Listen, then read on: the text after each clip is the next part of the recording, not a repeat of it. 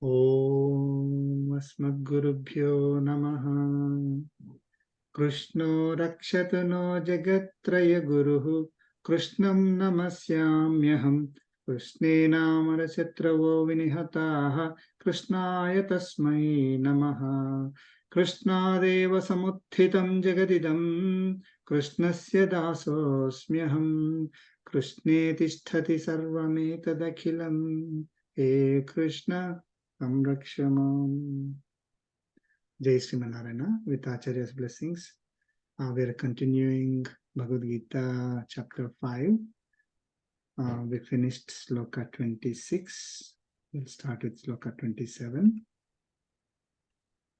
I'll share my screen. Sloka 27.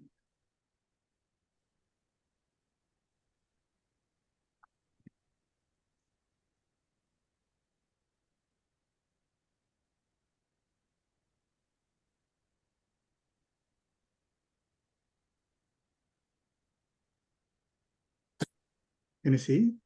Yes, we can see it. Yeah, we can see. Please chant. Sparshan krutva bahirbahyan Sparshan krutva bahirbahyan chakshushchaivantare bhruvoh chakshushchaivantare bhuvoh pranapanau samau krutva pranapanau samau krutva nasabhyantaracharinau nasabhyantaracharinau. Let's chant together. Parshan krutva bahirbahyan chakshushchaivantare bhuvoh pranapanau samau krutva nasabhyantaracharinau.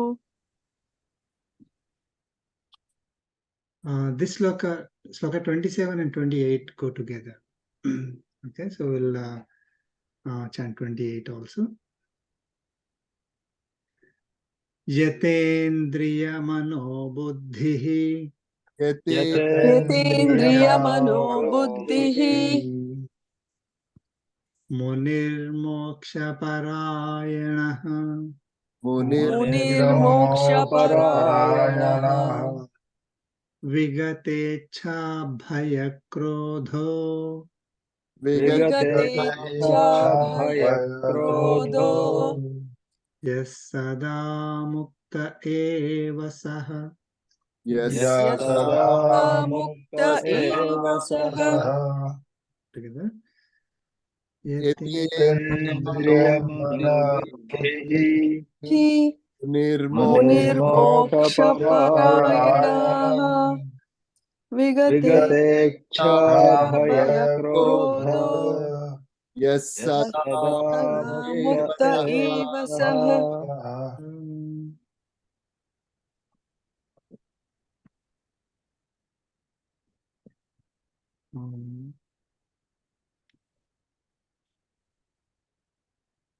So Lord Krishna is continuing.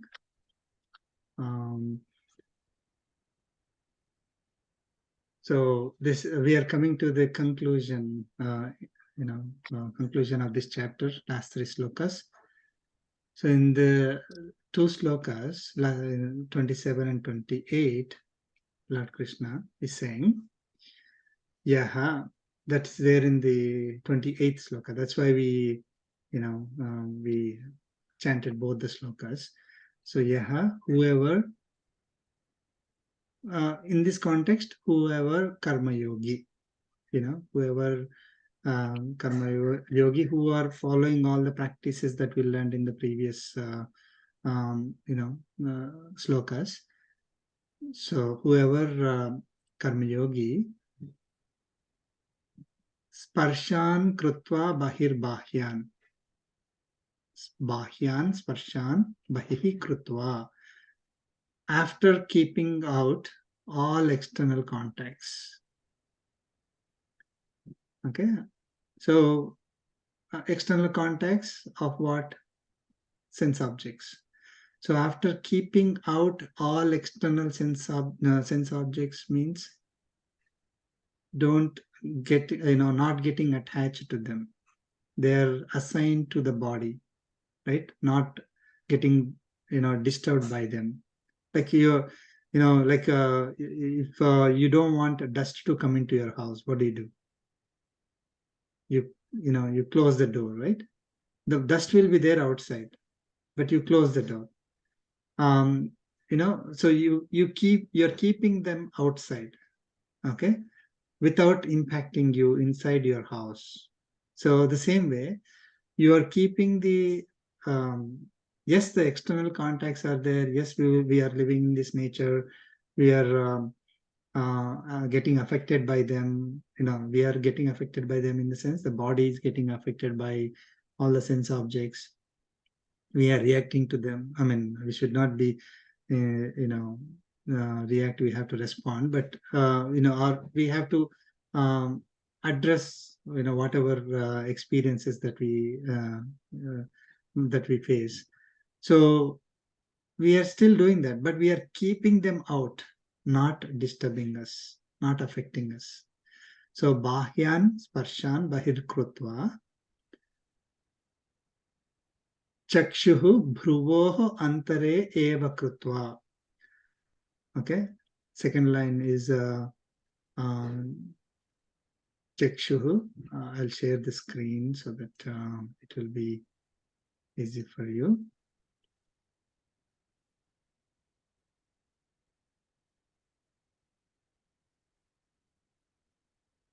Okay.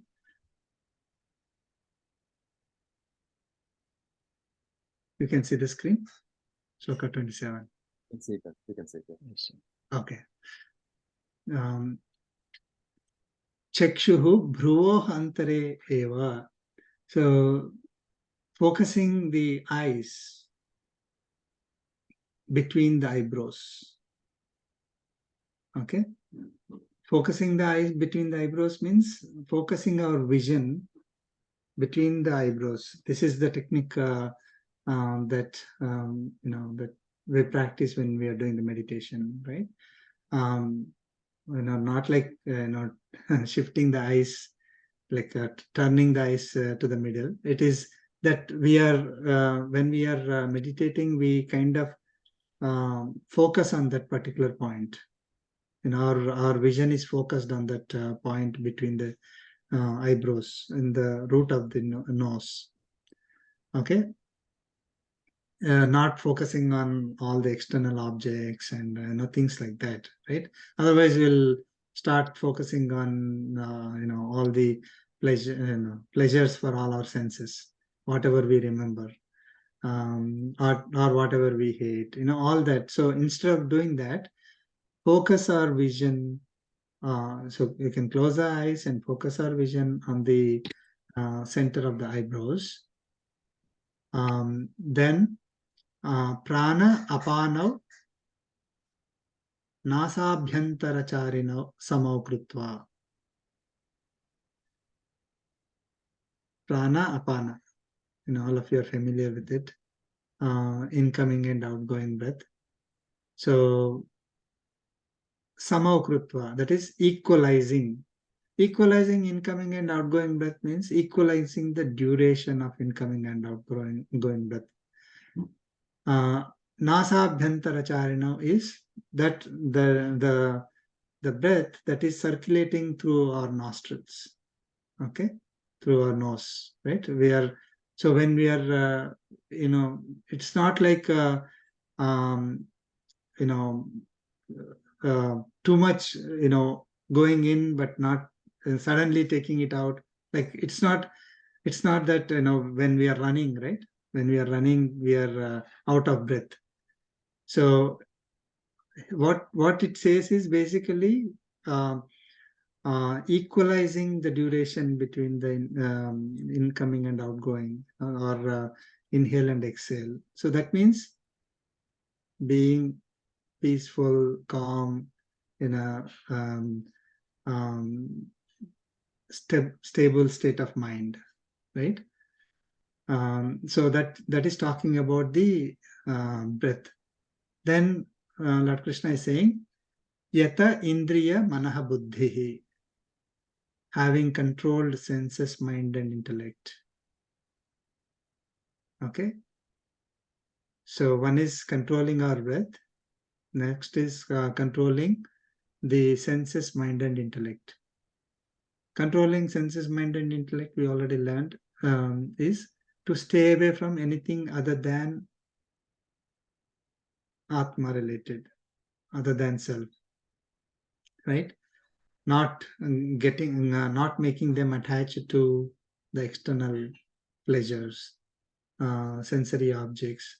So having controlled senses, mind, and intellect, Vigata Icha Bhaya Krodhaha, is free from desire, fear, and anger. See, this is like a summary, right? Some of these we already went through. Lord Krishna already mentioned. So in 2 slokas, he's summarizing. Vigata Icha Bhaya Krodhaha is free from desire, fear, and anger. Desire is what? Desire on any matter other than Atma, right?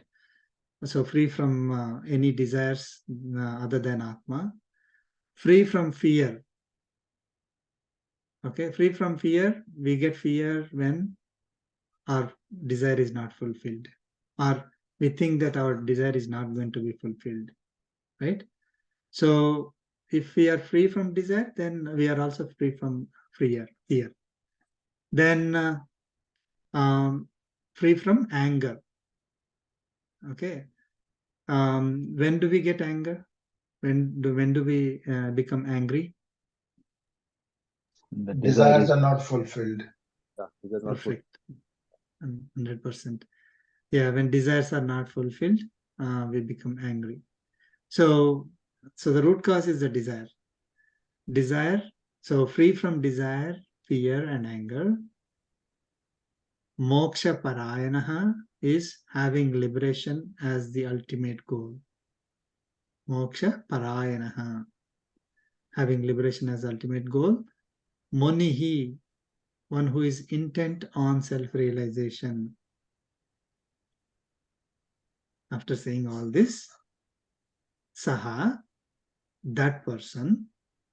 So that person who is, again, let us recap. The person who is keeping out all the external contacts with sense objects, focusing eyes between the eyebrows, equalizing the duration of incoming and outgoing breaths, controlling senses, mind, and intellect, free from desire, fear, and anger, having liberation as the ultimate goal, and intent on self-realization, such a person is liberated.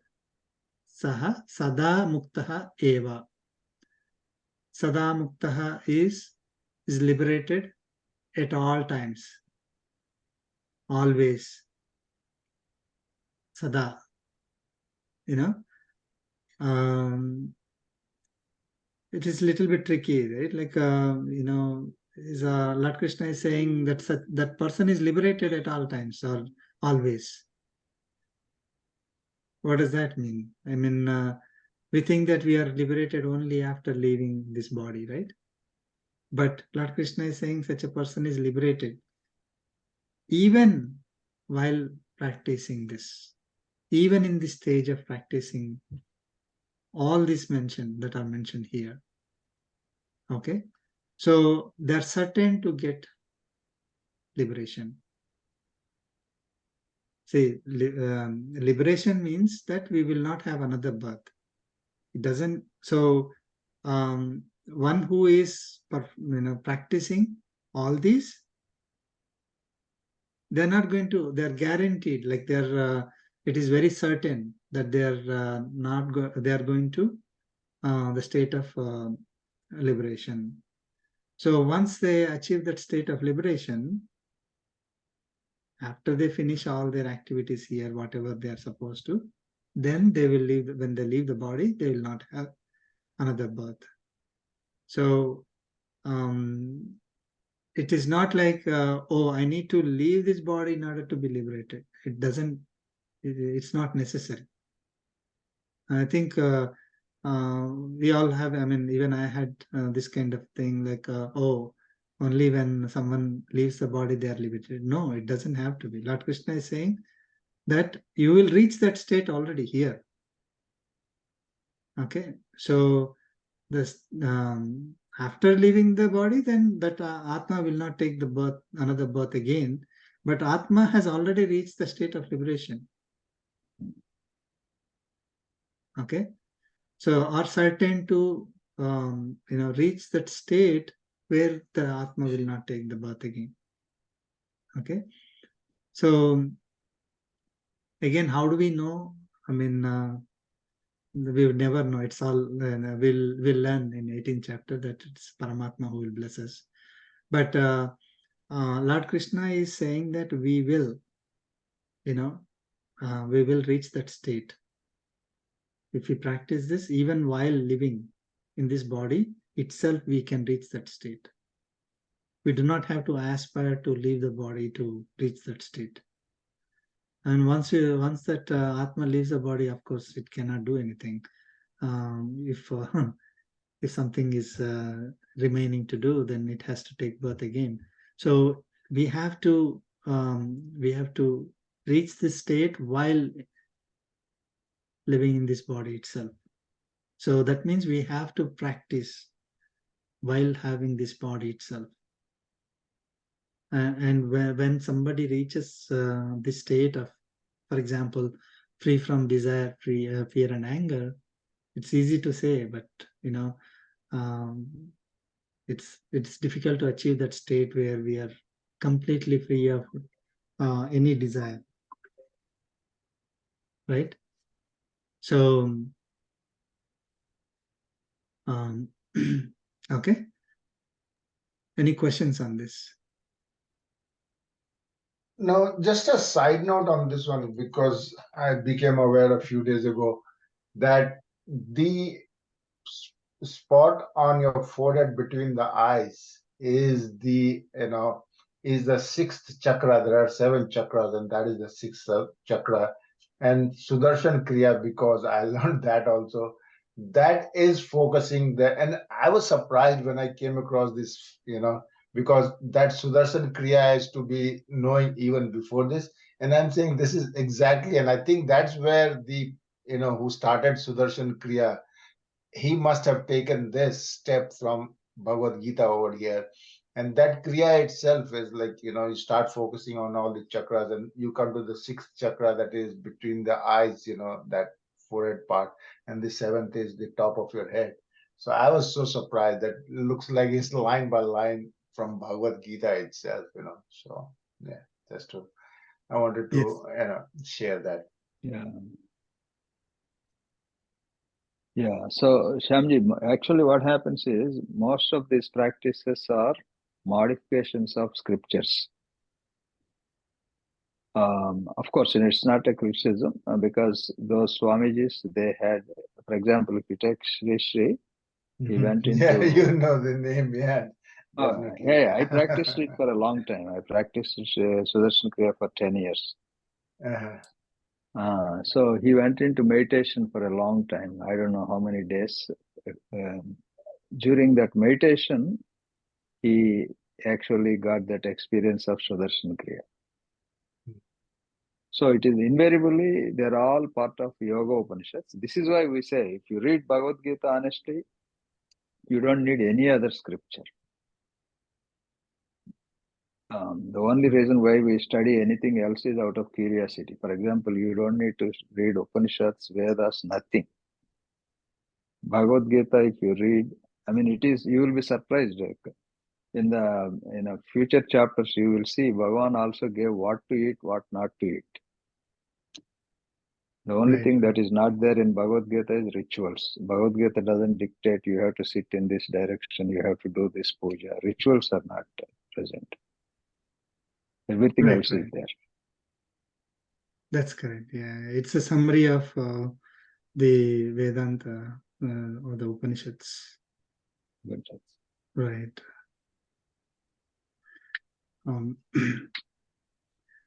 That's good. Okay, we'll move on to sloka 29. There will be a quiz after this. So, okay. Okay. Sloka 29. Bhoktaram yajna tapasam Bhoktaram Bhoktaram yajna Yajna tapasam sarvaloka maheswaram Sarvaloka Sarvalokamaheshwaram Maheshwaram suhridam sarvabhutanam Suhridam Suhridam Sarvabhutanam Sarvabhutanam Jnatva mam santi mruchati. Gnatva Gnatva Mam Shanti Shanti Mruchati Muchati Let's chant together. Bhoktaram Bhoktaram yajna tapasam Yajnatapasam Sarvaloka Maheshwaram Sarvalokamaheshwaram Suhridam Suhridam Sarvabhutanam Sarvabhutanam Gnatva Gnatva Mam Mam Shanti Shanti Mruchati. Muchati. So Lord Krishna is saying, this is the final sloka.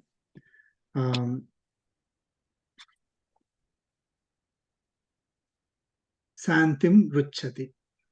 One attains peace. When mam jnatva, after knowing me. So mam jnatva shantim ruchati. So after knowing me, one attains peace. After knowing me as what? Lord Krishna mentioned here.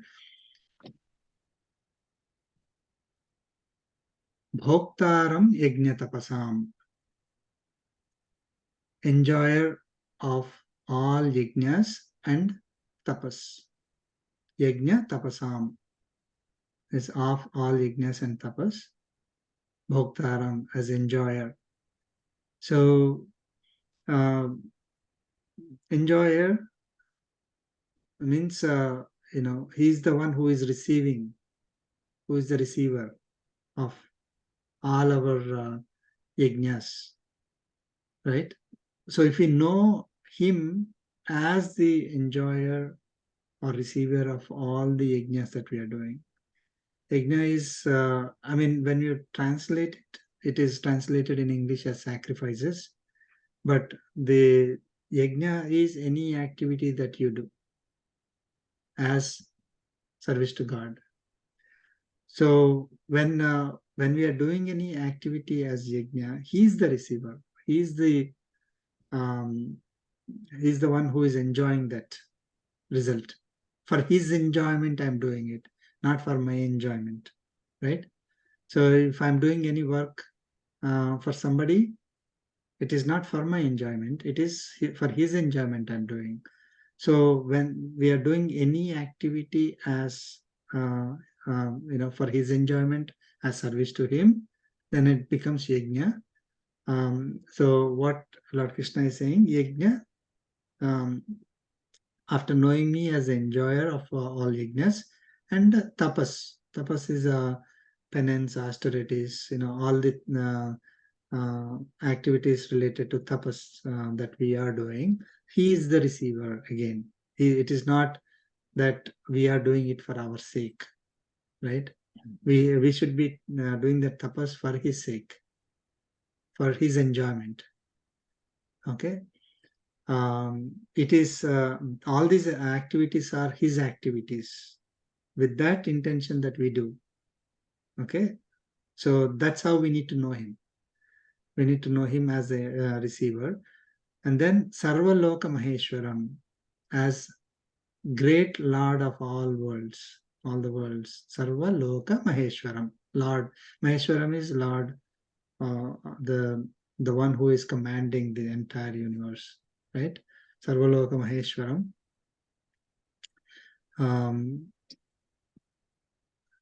Okay. And then Sarva Bhutanam Suhrudam. Suhrudam Sarva Bhutanam.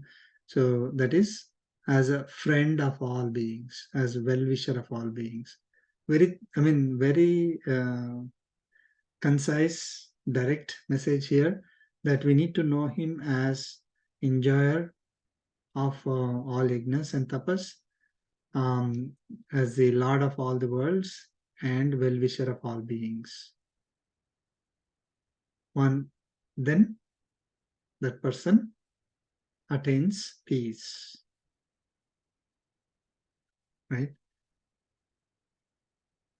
So if we are doing any activity as this activity is for me, my enjoyment, we do not attain peace. So all we can see the opposites of this and then say we do not attain peace, right? If we think that I am the ruler, I am the commander, I am the chief, I am the controller, right? That's a kind of feeling that we get. I'm in charge, I'm doing everything. Everything is in my control. Especially those presidents or commanders of army, or in those when somebody reaches that stage, they kind of somehow start thinking that I am the ruler here. Everybody should obey me because I am the one who is commanding, directing, making everything happen. They forget that there is a Lord behind. There's a there's a controller behind. Everything. So when we think that we are the controllers, we are ruling the entire nature, then all the natural calamities occur, all kinds of problems occur. And also the one who is thinking that way and acting with that intention that I am the ruler, I am the controller, commander, and I'm independently doing all this. Everybody should pray to me, obey me. Such a person is not going to attain peace. See the thing, like to someone who is observing this, they will think, oh, this guy is having such a big, palace, or the position with lot of money, power. Everybody is obeying this person, but unfortunately, that person will not have peace, neither in this world nor after they leave. Okay. So very important is, after they leave, they will not. So they would have to, go through a lot of unpleasant experiences in future lives. Then Sarva Bhutanam Suhrudam. So this is very important. He is the well-wisher of all beings, not just human beings. Okay. That is what we need to remember. And unfortunately, as we were saying in the last session also, like we only think of human beings, welfare of human beings. Okay. Somehow, if we hurt a human being, then we are hurting Paramatma. But I have all the control, right to hurt any other living or non-living being. So that is what we think, because we don't think, again, if it is necessary, that is fine. But if it is not necessary, also we try to, for our own greed, our own desires, to fulfill our own desires, not for sustenance, but fulfill our desires, greed. We try to, take advantage of other beings. We are hurting them. We are making God as our enemy, because when we hurt another being, right, and God is their friend, so who gets upset, right? Isn't it? Like if somebody hurts our friend, we get upset, isn't it? So we better know this. I mean, he is, even though those beings are not praying to God, it could be other human beings, it could be other animals or nature even. They are not praying to God. Okay, so they don't even know God exists. They don't believe in God. They don't have that much knowledge. Still, Paramatma is the friend of those beings. So we have no right to, uh, take, hurt them, take control over them, thinking that they are, I'm the ruler here. I have the right, and because I have the knowledge, I have the right to overpower or control or hurt those other beings, right? So that is one. Second is, no matter what stage we are in, right? God is never punishing us. It's not like this is another corollary of this, right? Typically, we think, oh, this I must have done something wrong, so God is punishing me. God is never punishing. He is a well-wisher of us. Even if, let us say, some experiences that we are going, first of all, we learn that whatever experiences that we are going through are because of our karmic bondage that we carry, right? So God is not like biased against us and then trying to punish us. Second is, it's like, in order to cure a disease, we may have to take medicine. The medicine may not be pleasant, right? So certain experiences may not be pleasant for us, but we are so fortunate that Paramatma is giving us those experiences like medicine, so that it's probably taking away, a lot of diseases. I mean, treating other experiences as diseases, let us say. So certain bad experiences we may be going through, maybe Paramatma is blessing us with those experiences so that we don't have to go through other experiences, right? So as a friend, he's helping us. So he's never like, we should never think that he's angry, he's um, punishing us. Okay. Of course, if we hurt another person, right? So we obviously will have to face the experience. We have to go through whatever experience that we earn from it, right? I mean, if we hurt other beings when it is not necessary, then those experiences will come into our record, and we have to face whatever experiences we have to go through as a result of that. But so God is, Lord Krishna, Paramatma, God is friend of all beings, well-wisher of all beings. Okay, so if we know that, then we attain peace.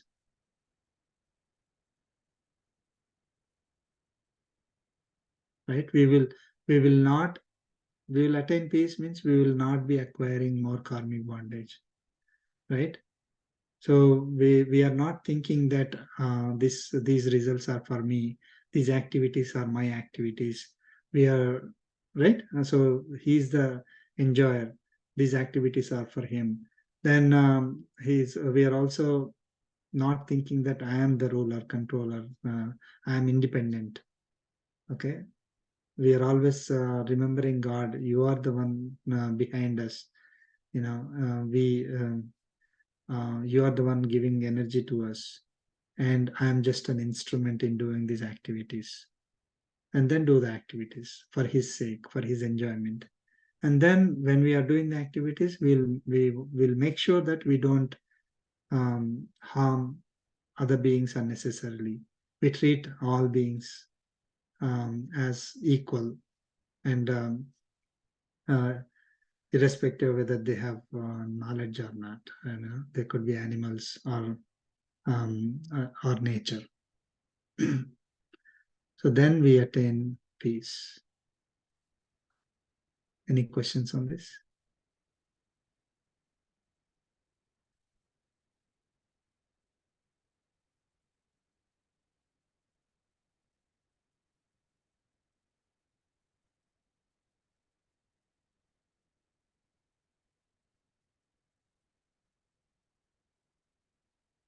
So we come to the conclusion of chapter 5. So let's chat the conclusion. Iti Iti The Srimad Bhagavad Gita Su Srimad Bhagavad Gita Su Upanishatsu Upanishatsu Brahma Vidyayam Brahma Brahma Vidyayam Vidyayam Yoga Shastre Yoga Yoga Shastre Shastre Sri Krishna Arjuna Samvade Sri Krishna Krishna Arjuna Arjuna Samvade Samvade Karma Sanyasa Yoga Nama Karma Karma Sanyasa Sanyasa Sanyasa Yoga Yoga Nama Nama Panchamodhyayah Panchamotyaya Panchamotyaya Sri Krishna Parabrahmane Namaha. Shri Sri Krishna Krishna Parabrahmane Parabrahmane Parabrahmane Namaha. Namaha. Namaha. Jai Sriman Narayana. Shrimanarayana. So what we'll do is, if it is okay, we'll go through some quiz questions, if it is okay. Yeah, should be fine. Okay. I've So- delegated it all to Badri to answer on my behalf. No, all of you will do great, I'm pretty sure. Okay, so let us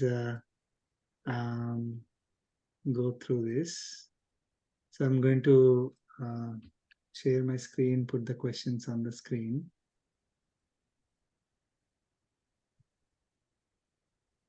Okay, share.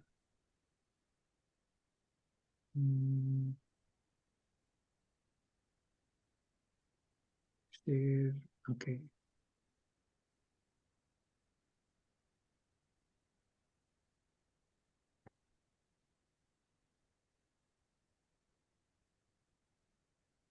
First question. When we are aiming at a goal, how do we deal with intermittent benefits or setbacks? Recognize these as temporary, or do not get depressed, do not get elated, all of these. All of these. All of this. Very good. All of these. Okay. Then next question.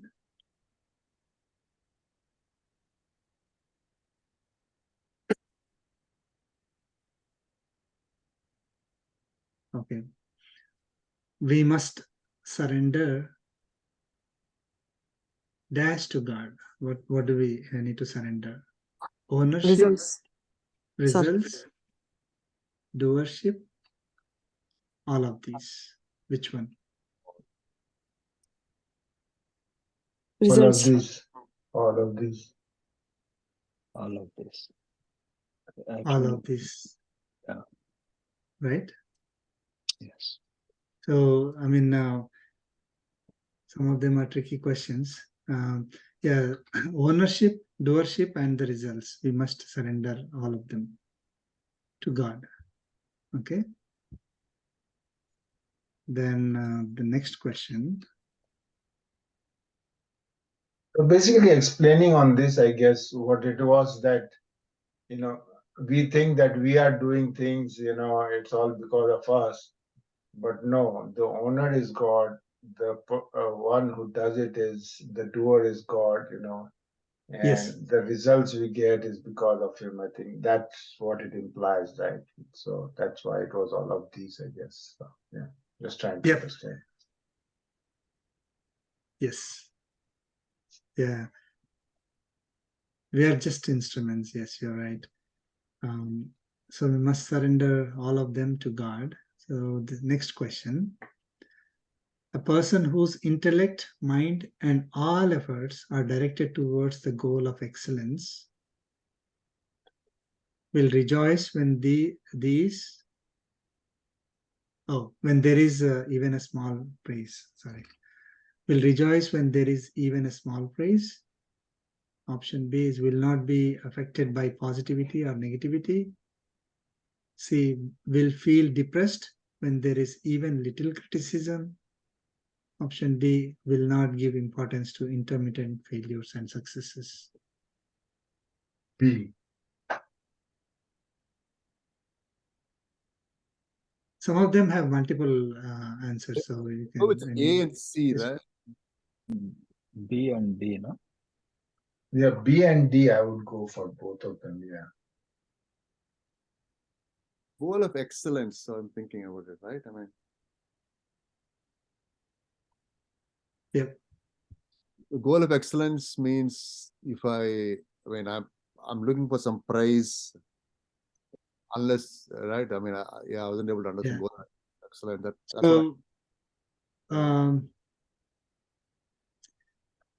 So we are only looking at excellence. Okay, that is our goal.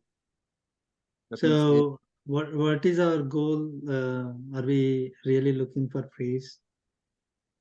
we No, should. right? No. I mean, praise is not the goal. Goal of excellence. So, I mean, the reason why this kind of questions again, these are the questions that we teach to kids, derived from Bhagavad Gita, is that typically we tend to do, even kids or even us, we are only doing activities for the sake of praise, right? When somebody praises us, we are happy. Someone criticizes us, we are depressed. Okay. So, but if our goal is excellence always, then we will not be affected by positivity or negativity. What others think, we will not be, or what kind of activity that we are doing, we will not be affected by that. Will not give importance to intermittent failures or successes. So because our goal is 100%, right? Excellence. So we want to achieve gold medal in Olympics. There could be a lot of intermediate steps, intermediate successes or failures that somebody goes through. Okay, if they are affected by praise or criticism, positivity, negativity, success, failure, every match they play, then they will not reach that goal. So they should not be bothered by these successes and failures, praise or criticism, the pairs of opposites, the dualism, right? We learned. So one should not be affected by the pairs of opposites. That's when we achieve our goal. So when we are affected by them, we will not achieve our goal. So it doesn't have to be, the goal of moksha or self-realization. It can be applied to our day-to-day activities also. The same principles can be applied for even our, our regular duties. But we are doing the duty with the goal to achieve goal to complete the duty with success.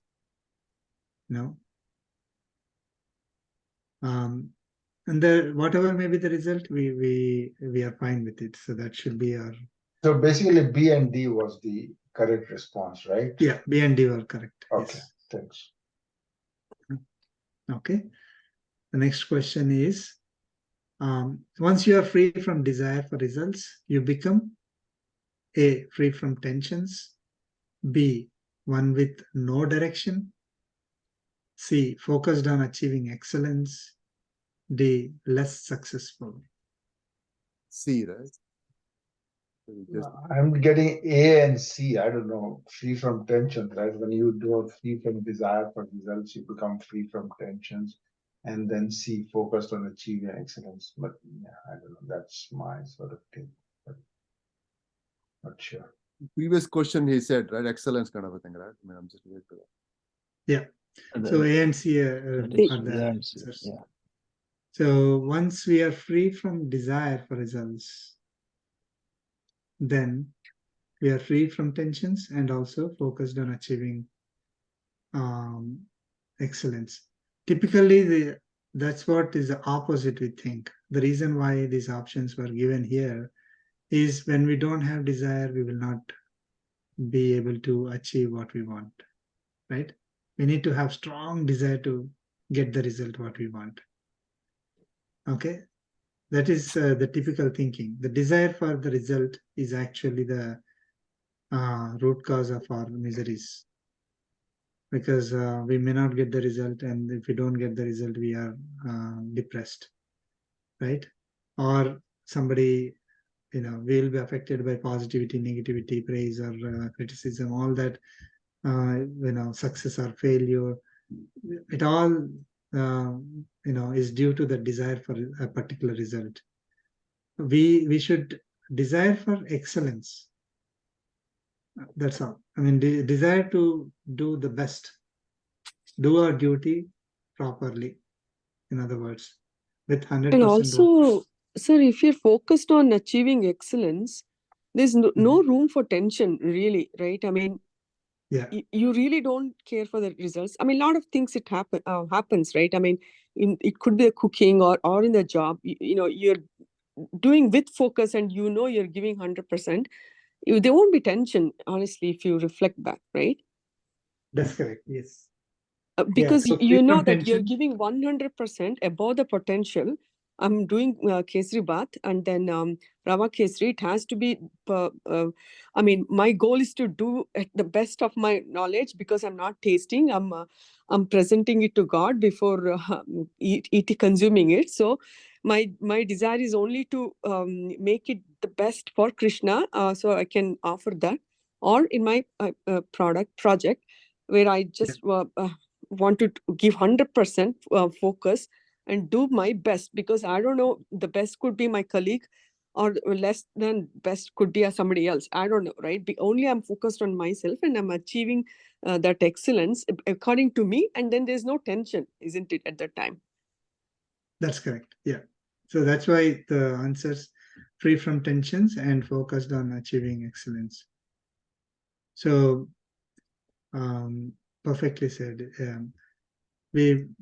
It is usually, as I said, like we think that, we need to think of a particular result. Look, in your case, you're making a dish. Oh, this person should praise me. When they taste the dish, they have to praise me. Or when I eat, I need to get this kind of result. So that is what we kind of usually think when we are doing any activity. We're only looking for result, but we need to look for we just have to do the activity to excel in that activity. That's it. We don't care what the result will be. No matter how well we do, sometimes the result may not be correct, may not be uh, always positive, right? So if our focus is on excellence only, then we don't care what happens with the result. And if the result is really positive, again, we don't start thinking that, oh, I did it, this is because of me I got it. Typically that's what happens when it was it is really difficult. We didn't have any resources, but somehow we were successful, right? Then we think, oh, I'm self-made, because of me everything happened, and we forget God behind. So that's why we have to focus on excellence. Okay, so the next question. To achieve excellence, one must A. Engage in constant practice. B. Need a motivator throughout the journey. C. Need luck. D. Need a motivator at the beginning. A. A. Yeah.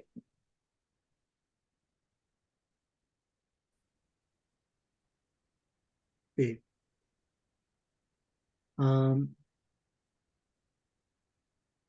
I mean, we can also, need a motivator throughout the journey is also like I think when we are doing it as an activity, a service to God, it motivates us, okay, to continue the journey. Okay, so we do not get affected by the. Motivation is when we get a result, and then let's say the result is intermediate result is not what we are expecting. We are not getting the right result. People are criticizing. So we need a motivator throughout the journey to achieve excellence. That motivating factor is the knowledge, or it could be a person with a knowledge, who is a well-wisher for us. Definitely engage in constant practice is what is needed, and it helps to have a motivator throughout the journey. Yeah, I think the implication over here was that we need a guru, in order to learn and all that. So I don't know, Yeah. maybe that question, the B could just need a motivator / a guru. I don't know. We're not mentioning guru, maybe a teacher, a motivator / teacher throughout the journey, which might imply that, so. Very true. Right, Very right. true. Yeah, motivator. Yeah, so one who is guiding us. A guide, a teacher, yeah, I think that the could tough be time. a guide or a teacher. So not just at the beginning. Throughout. See, if you think that I am doing it by myself, I'm limited to my own capabilities, abilities, right? But if I'm just an instrument and he's the one actually doing it, there's no limit to Paramatma. So he may make me do things more than what I would probably think, I would be able to do by myself, right? Sometimes, we say, oh, miracle happened. Like I was able to do this activity. Somehow, I don't know how, right? I was able to achieve the result. So if I think that I am doing this activity by myself, nobody is behind me, supporting me, then, it is kind of demotivating, right? Like once we realize that, oh, maybe I will not be able to achieve it, it demotivates. But if I know that Paramatma is behind, I'm just an instrument, then there is no looking back, right? We'll continue to practice, we'll continue to try. Whatever duties we need to do, we will continue to do it. And no matter what, at the end of the day, we finish the duty and maybe we don't get the result that we want, but that's fine. But more likely than not, we will be successful. Usually what happens is if you think I'm alone in this, right? Nobody's helping me. I do not have the resources. Then the motivation goes down. So Paramatma and Acharya are the motivators throughout the journey.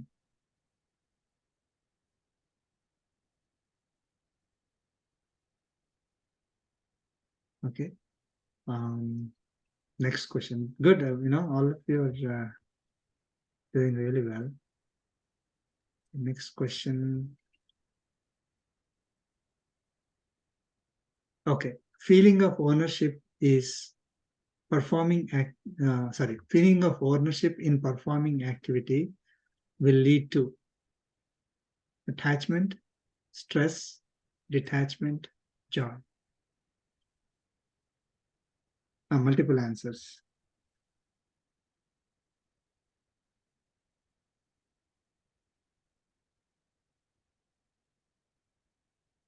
Definitely stress. That's my And stress and attachment. First A and B. yeah, B and A, yeah, right. Second Perfect. thought, yeah, B and A. Perfect.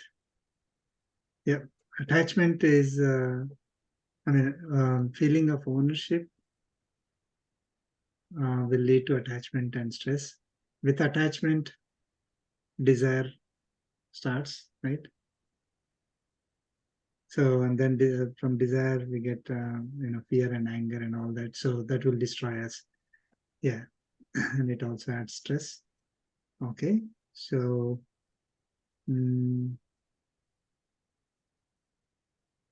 next question.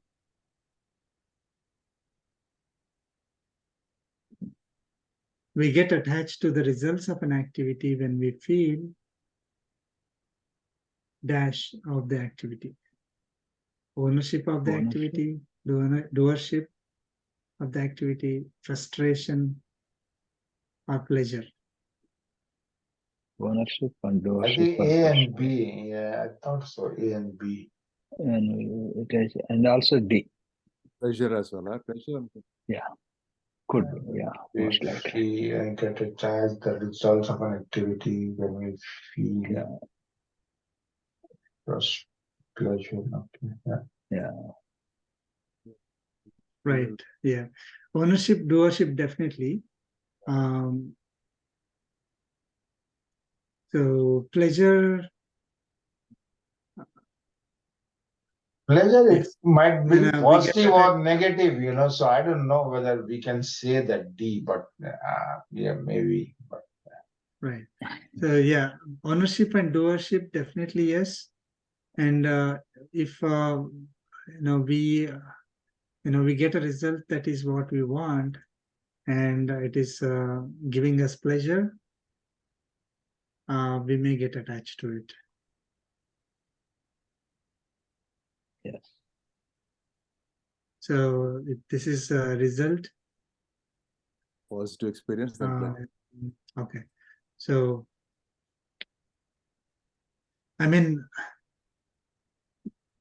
we get attached to the results when we feel dash of the activity. Like, I mean, this is the result. So pleasure is actually the result of the activity. But when we are performing the activity, so the question is a little bit ambiguous. So when we are performing the activity, we feel ownership and doership of the activity. Then we get attached to the results of the activity. Right. No matter what it is. So if the result is bad, then because of the attachment to the result, we cry or depressed.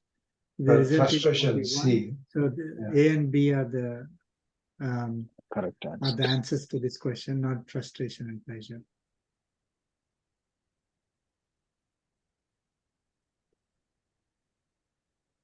Okay.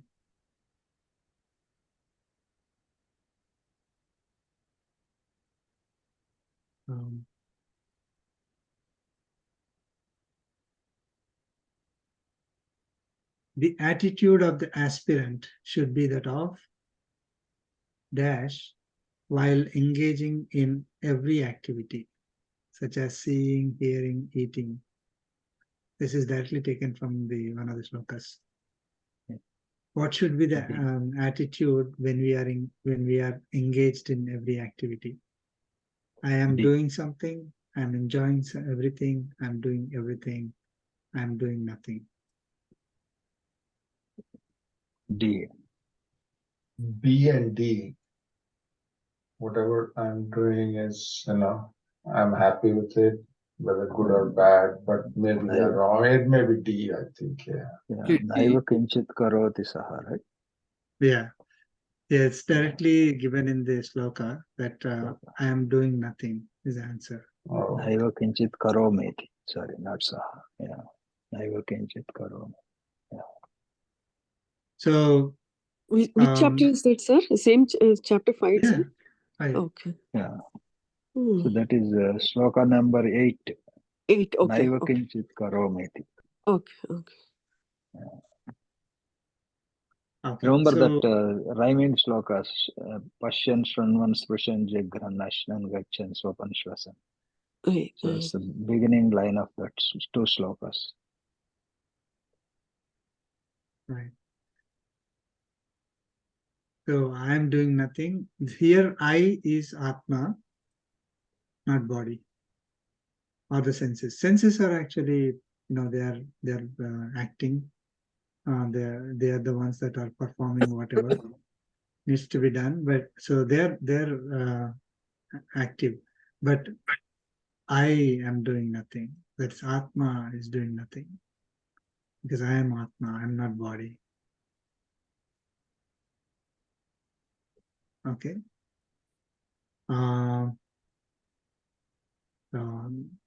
Next question.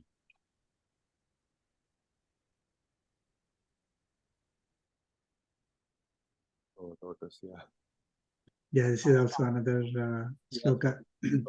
Just as lotus leaf remains unaffected by water despite being in it, we must live and act among all objects without being affected by them, be run after them, see, own them, Padmapatra Mevampasa, right? That's it. live only to enjoy them. A, without being. Yep. I'm also going to Okay, without being affected by them. Yeah, but Correct. looks like again this is exactly from some sloka. I remember that when we did that, Brahmanyadaya karma sangam chakra karvati. Okay, Lityate nasapapena padmapatra romas. So perfect. without being affected, yes. Okay, Yogi next Vinaya. question.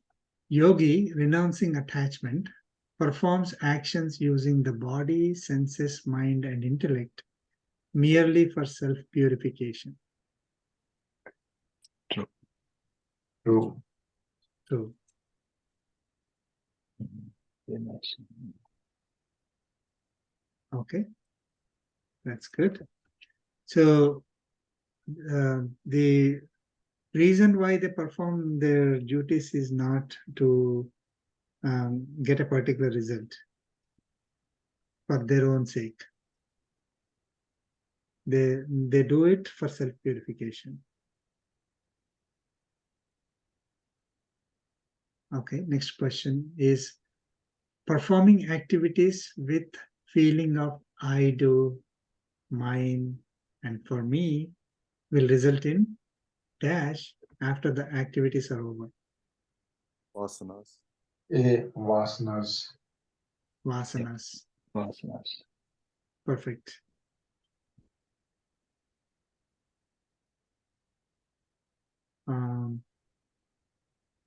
Okay, we have only 5 minutes, so let me jump. But I think all the students are doing good at this point of time. Yes. Yes. There's no outliers. It's a I'm very happy nice that quiz. I'm happy that I'm passing. Yeah, this is very yes. It gives Very a- elegant and yeah. Okay, so next, related, but it's very important to reinforce these concepts. Our actions can be performed, dash. Select all that apply. Option A, for our ego satisfaction. B, for fulfilling our own hunger. B, as welfare of all. D, as service to God. C and D. C and D. Yeah, I'll also go with that.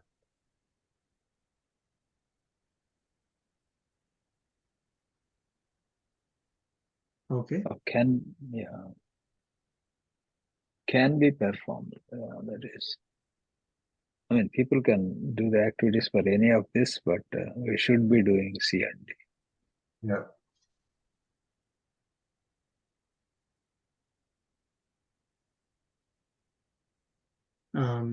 Yeah. Should See, be. these are, I mean, can, yes, you're absolutely right. I mean, wonderful. This is really great. You're very focused.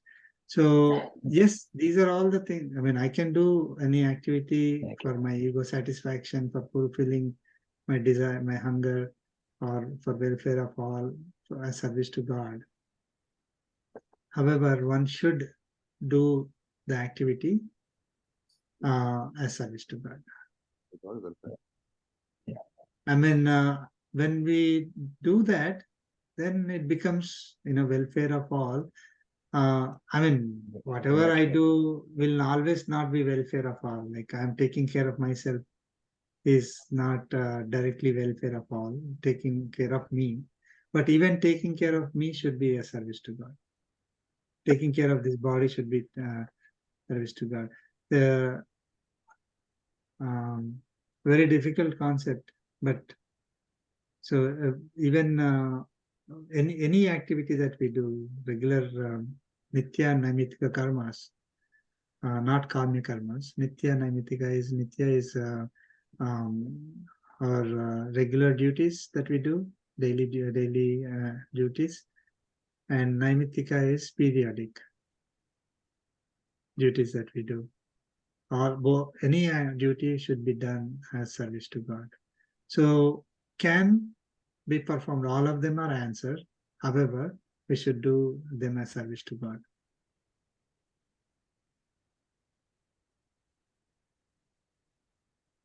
Okay.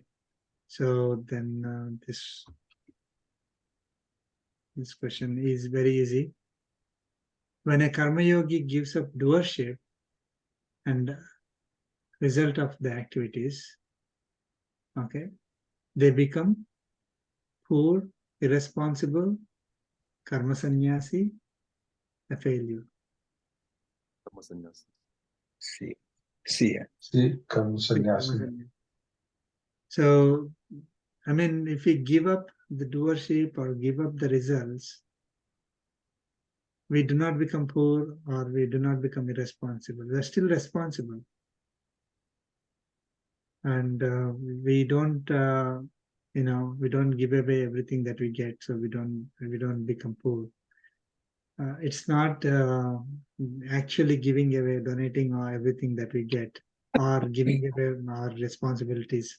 If we say, "Oh, give up doership," then giving up our responsibility. Like something bad happens, then say, "Oh, I didn't do it." That's not the purpose there.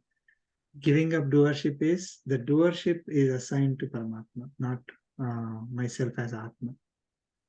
Okay, our doership is assigned to nature. The first thing that we do, our doership is assigned to nature because our body, for example, feels hungry because it's made of nature, elements of nature, and we have to do it. So the doership is given to it. Atma by itself is not really hungry, doesn't need food, right? If we are feeling hungry and we are eating, so that doership belongs to body. But even body cannot function unless it is supported by Paramatma.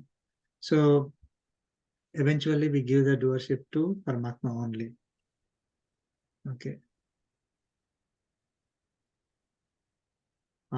This one, the last question.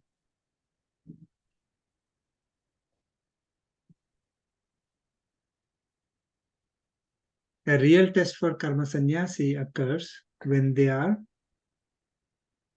A. Away from worldly activities, B. Not performing karmas, C. In the midst of the world, performing karmas, D. Meditating. C. I think C, yeah. Yes. Right. So one who is not performing any activities, away from worldly activities, not doing their duties, cannot claim themselves as karma sannyasi. So those who are performing the activities of the world can claim themselves as karma sannyasis or karma yogis, right? So this is very important because typically the word sannyasi is associated with somebody who gives up everything and then just not do any worldly activities, right? But Bhagavad Gita is very clear. Karma sannyasi is not someone who gives up their duties or activities that they should perform. Everyone has responsibilities towards the society. So we took birth on this earth, so we have responsibilities to the society. We have to perform those duties.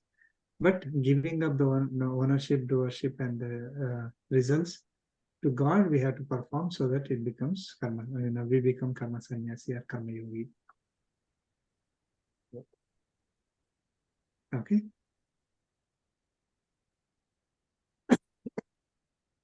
So that's good. All of you did well. Thank you so much.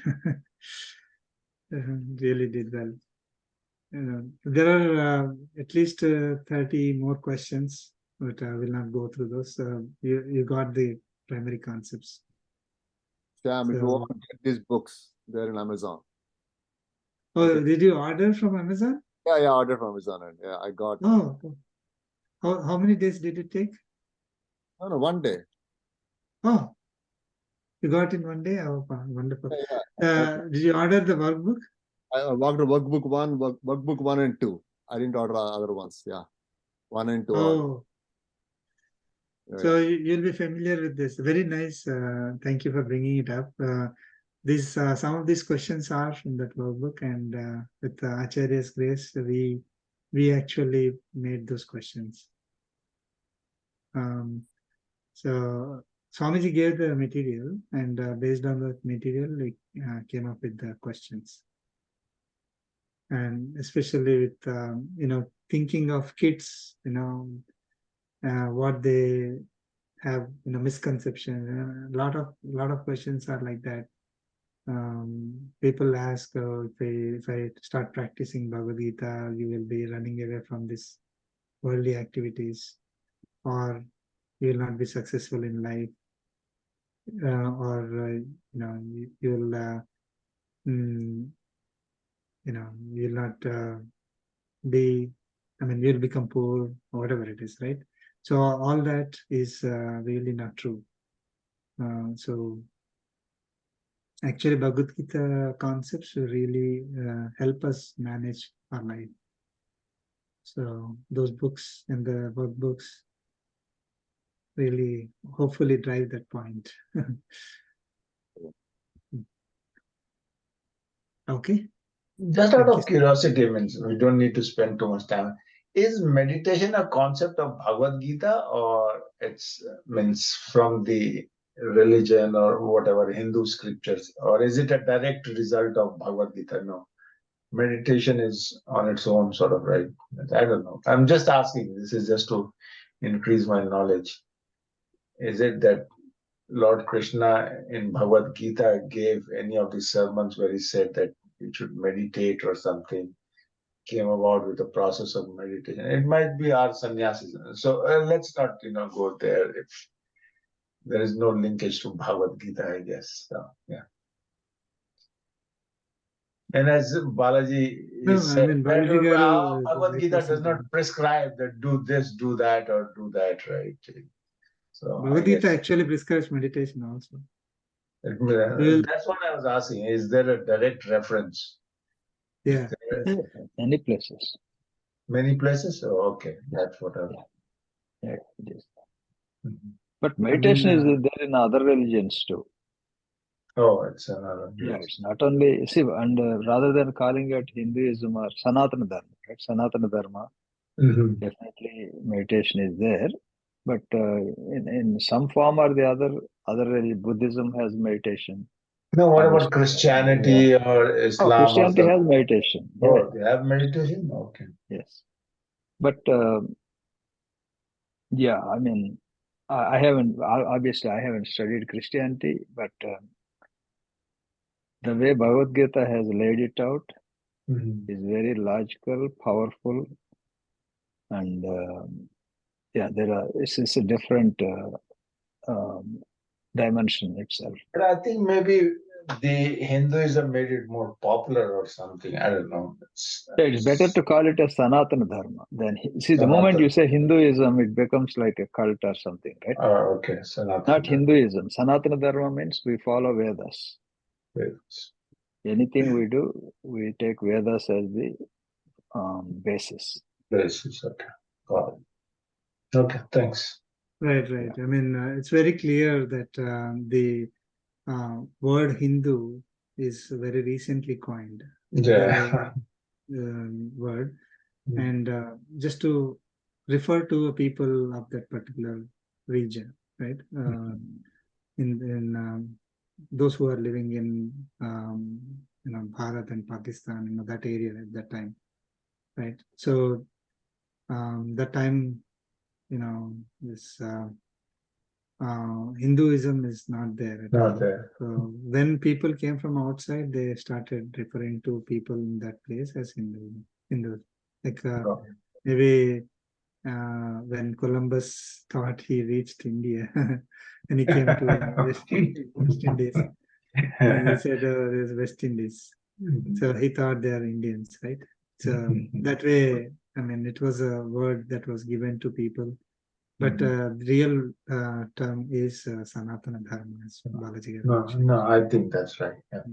So yeah, it is. I mean, it's part of all these concepts are part of Vedas. Very much part of Vedas. Chanting all these Vedic slokas is definitely lot of powerful things. I mean, using Vedas, Brahma actually created this entire universe. I mean, the actual creation. Of course, behind Brahma is Paramatma, but so powerful. We'll take up that at a later time. But yeah, it is. It's not because of. It's not a religion thing. Meditation, yoga, all these concepts that we are learning in Bhagavad Gita, these are not religious at all. So these are Sanatana Dharma concepts which were practiced by Lord Sri Rama 18 million years ago. Okay, so at that time Bhagavad Gita, Lord Krishna did not give this message of Bhagavad Gita, but Lord Sri Rama actually practiced a lot of principles that are given in Bhagavad Gita. And in chapter 4, Lord Krishna also mentioned that he gave the message of Bhagavad Gita to sun at the beginning of creation, right? And from there it started coming down, but it was lost, so that's why he had to give the message again. So Lord Sri Rama 18 million years ago practiced the principles that are given in Bhagavad Gita. Ramayana is the practical guide for Bhagavad Gita. So Bhagavad Gita is like a theory of all the practices, and actual applied. That is the applied. Yeah. Applied physics. Yeah, applied maths. So that's what actual applied is Sri Ramayana, and Lord Sri Rama and all the characters, when we observe in there, we clearly see all the principles of Bhagavad Gita. We can pick up some of the instances from Ramayana and directly relate it to the practices of Bhagavad Gita.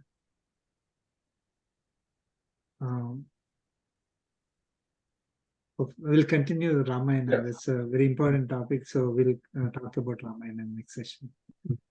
Yeah, sure. Okay. Thank you. We'll conclude with the concluding prayer.